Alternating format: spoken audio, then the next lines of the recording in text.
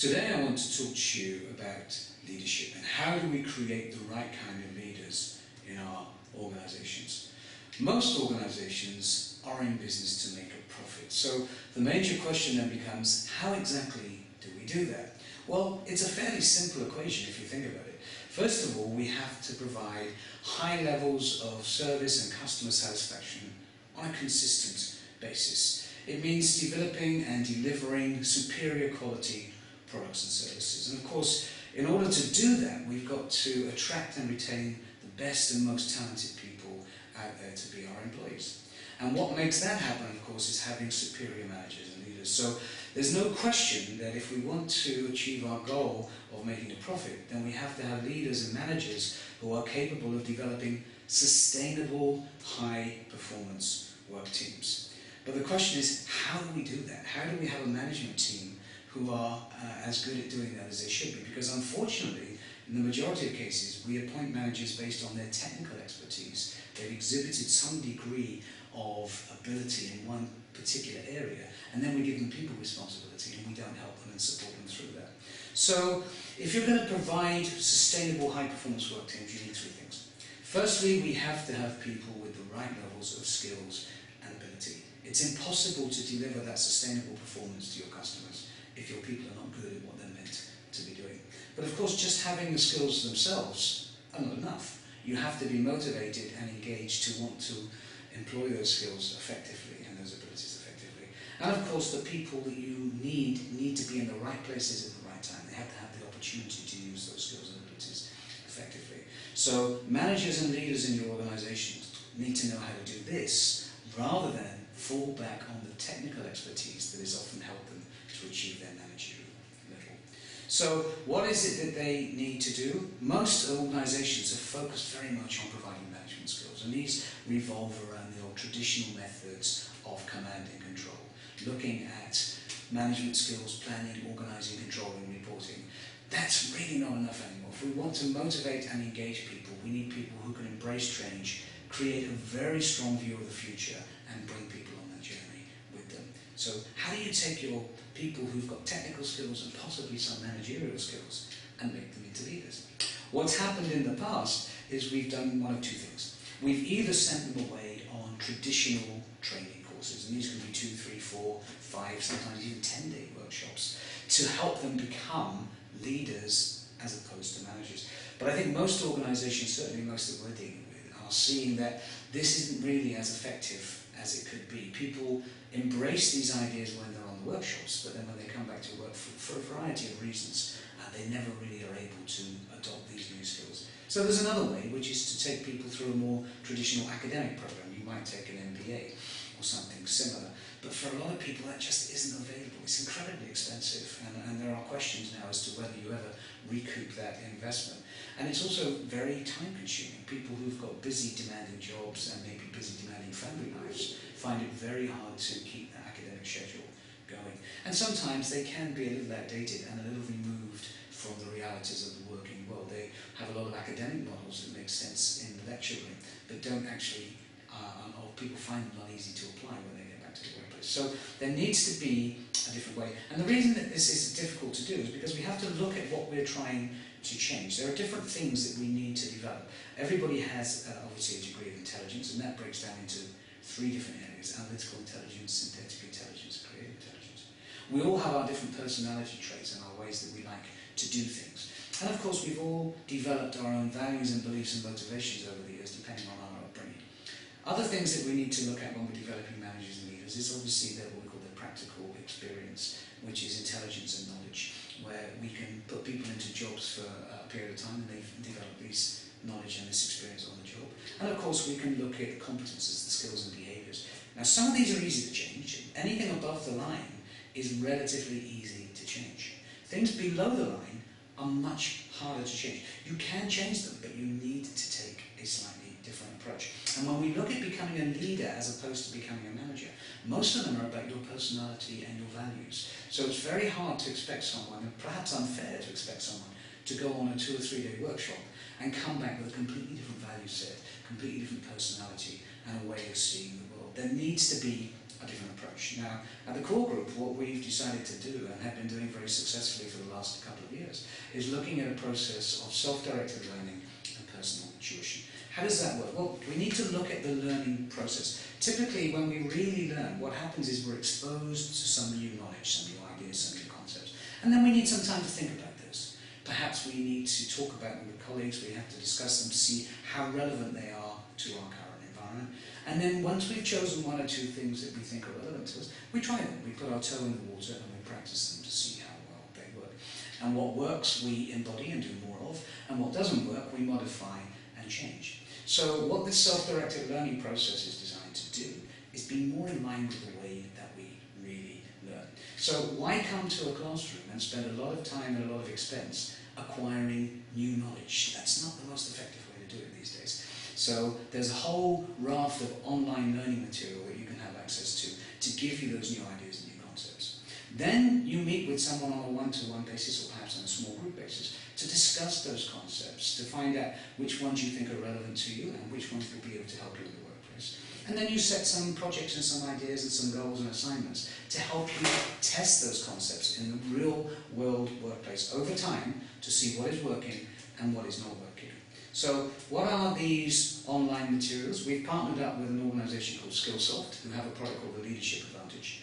They have broken down leadership skills into a number of key areas. Analytical skills, your business acumen, how you lead organisations, your strategic ability, and what are in these areas? Well, firstly, anything in the analytical skills from problem solving and decision making down to project management. In your business acumen, you can look at finance for non-financial managers, customer focus. In leading organisations, a whole raft of things. So how you develop an execution culture within your organisation, how you lead change, how you motivate people, how you lead teams. Strategic ability looks at globalisation, your awareness and your strategic planning, and how you put organisational visions together. Other things you need to be aware of: how you manage your talent, how you manage people generally, how you manage yourself, and of course how you work with others. Some of the concepts in there: how do you give and receive feedback? We're working in a very diverse environment. How do we manage that diversity? How do we dismiss an employee if an employee is underperforming? When we deal with managing people, looking at putting a performance-based culture into place, how do we develop people, coach them through new goals and objectives, and how do we make that transition from being an ordinary worker into being a manager? Self-management is a very interesting area, looking at our ethics and our integrity and our morals and values, developing accountability, becoming more flexible, making sure we have that work-life balance, which everyone seems to be chasing, but no one seems to be able to achieve. And working with others. It's inevitable in the workplace you encounter conflict, developing a level of emotional intelligence, how to influence and persuade people, right through to managing your boss and upward relationships. So these materials are available online to people who look at our leadership development program, for them to go into, look at in their own time based on what their needs and what their requirements are, to develop new knowledge and new ideas. But of course, on its own, that doesn't really work. So what we tend to do is make sure we get feedback, first of all, from the team. So each of the managers that comes on the program will be assessed by their peers, their subordinates, to give them honest, objective feedback as to where they're strong and where they need to continue to develop. And then from there, we can prescribe a route through those online learning materials. So they actually don't have to go through the whole series, they just go through the modules that are most relevant to them as perceived by themselves and their colleagues. Once they've established that new knowledge and some new ideas, then we start the coaching sessions. And coaching is really a different process depending on what you want to change. People say, well, surely it's not that difficult to make a change. Well, actually it is. There was a study done recently in the US where people who were told that they had life-threatening heart conditions and needed to change their lifestyles, only 1 in 7 of them was able to make the change required.